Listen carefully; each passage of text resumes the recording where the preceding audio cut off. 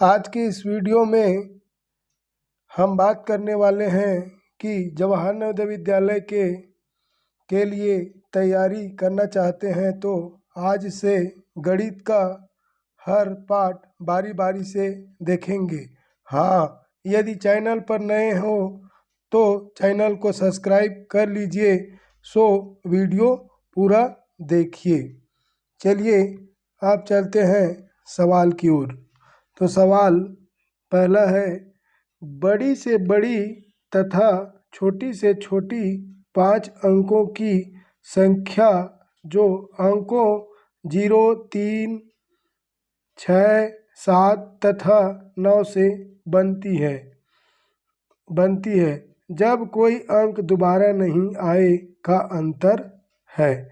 देखिए इसमें क्या करना है, बड़ी से बड़ी और छोटी से छोटी 5 अंकों की संख्या बनाना है।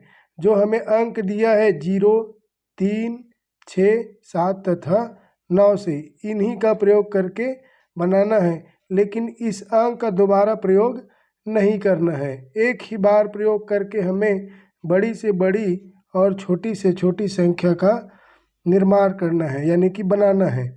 तो देखिए बड़ी संख्या बनाना है तो क्या करेंगे, इसमें दिया है संख्या 0, 3, 6, 7 व 9, इन्हीं अंकों का प्रयोग करके हमें 5 अंकों की बड़ी से बड़ी और छोटी से छोटी संख्या बनाकर अंतर करना है, यानी कि घटाना है। तो क्या करेंगे, बड़ी संख्या बनाना है। इसमें बड़ी संख्या कौन है, 9, तो बड़ी संख्या 9 है।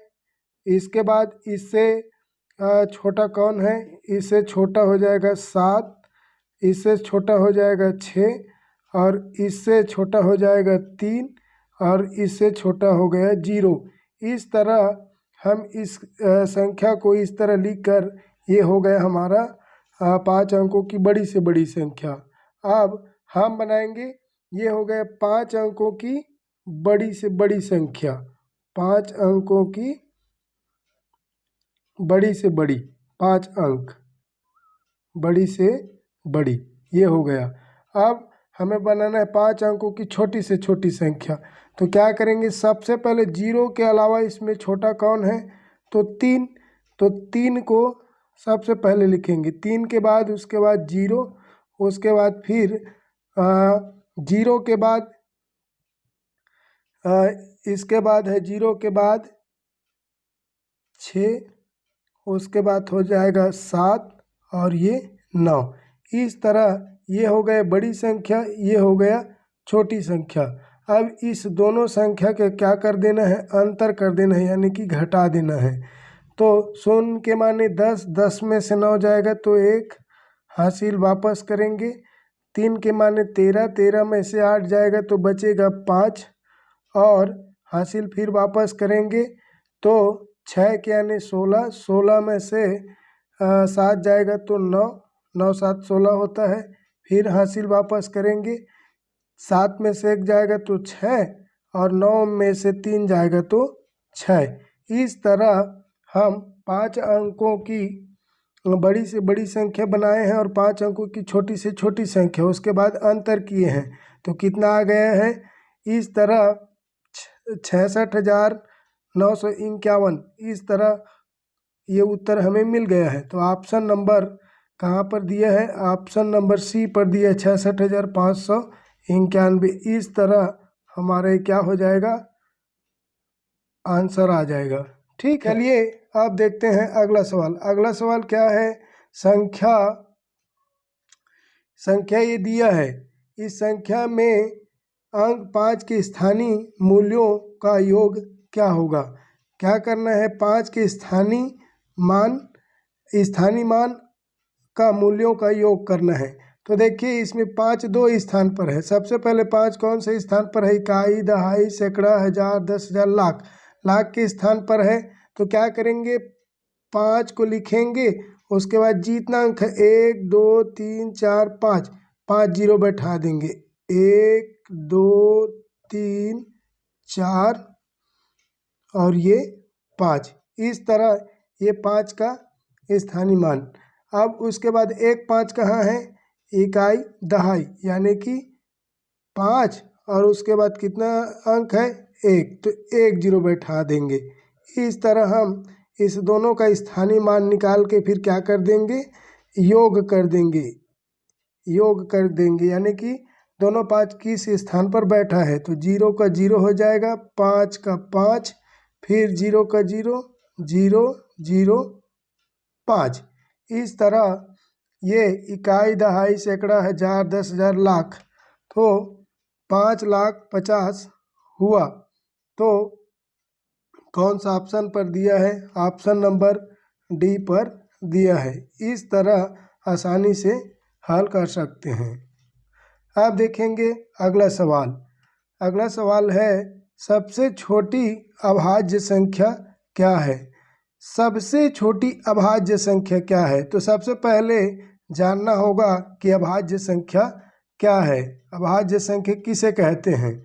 तो अभाज्य संख्या का परिभाषा वह संख्या होती है जो एक और स्वयं के अलावा और किसी से ना कटे, यानी कि और किसी से विभाजित ना हो।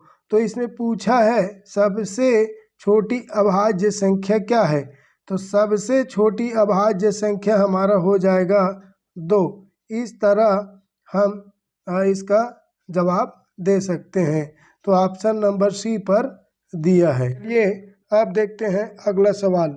अगला सवाल क्या है, प्रथम 15 विषम संख्याओं का योगफल क्या होगा, बराबर n का घात 2, n का घात 2। तो ये 15, तो 15 का क्या कर देना है, वर्ग कर देना है।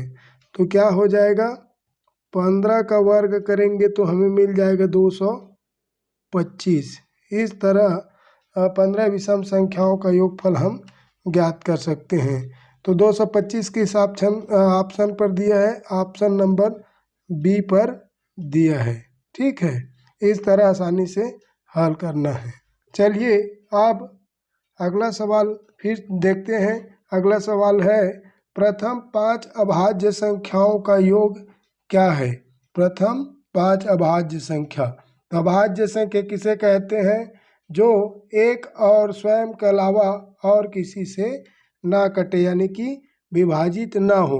तो पहला सबसे छोटी अभाज्य संख्या हमारा हो जाएगा 2, 2 के बाद हो जाएगा 3, 3 के बाद 5, 5 के बाद हो जाएगा 7, 7 के बाद हो जाएगा 11। इस तरह ये हो गया एक संख्या, 2 संख्या, 3 4 और ये 5। अब क्या करेंगे, इनको हम जोड़ देंगे। तो जोड़ेंगे तो क्या हो जाएगा, 3 और 2 5, 5 5 10, 10 7 17, 17 में 11 जोड़ेंगे तो 28। इस तरह प्रथम 5 अभाज्य संख्याओं का योगफल क्या है, 28 है। इस तरह आसानी से निकाल लेना है। तो 28 किस ऑप्शन पर दिया है, ऑप्शन नंबर सी पर दिया, यही हो जाएगा उत्तर।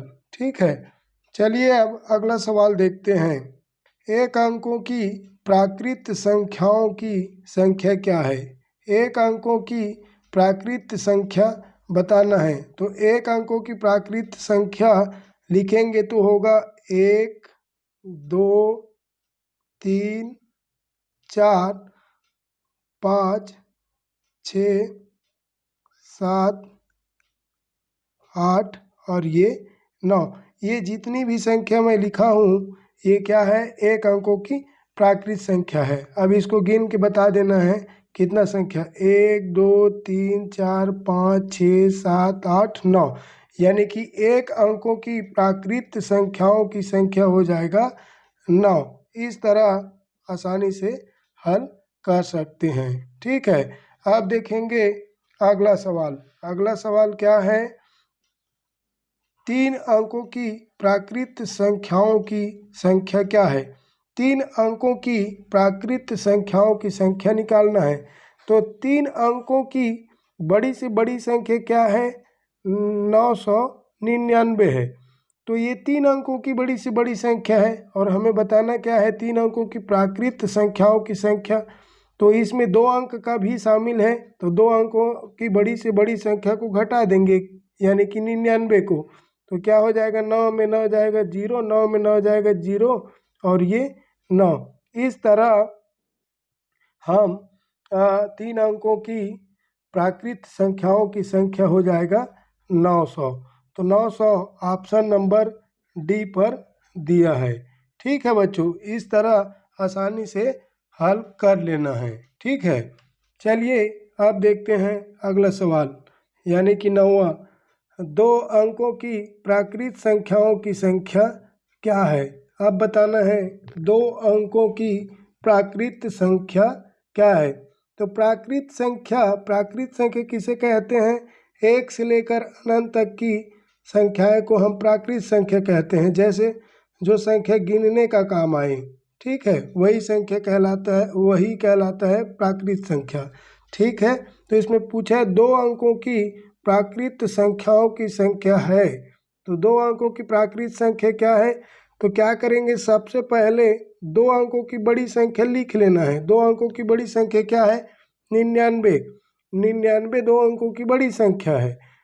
इस 99 में 1 अंकों की बड़ी संख्या भी शामिल है, 1 से लेकर 9, यानी कि अब हम 99 में हम 9 को घटा देंगे 1 अंकों की बड़ी संख्या को। तो 9 में 9 जाएगा तो 0 और ये 9। इस तरह 2 अंकों की प्राकृत संख्याओं की संख्या हो जाएगा 90। इस तरह आसानी से हल कर सकते हैं और ऑप्शन नंबर डी पर दिया है। इस तरह बच्चों आसानी से सवाल को हम हल कर सकते हैं। यदि चैनल पर नए हो तो चैनल को सब्सक्राइब कर लीजिए और बेल आइकन की घंटी को दबा लीजिए, जिससे आने वाले नए वीडियो का नोटिफिकेशन आप तक पहुंचता रहेगा।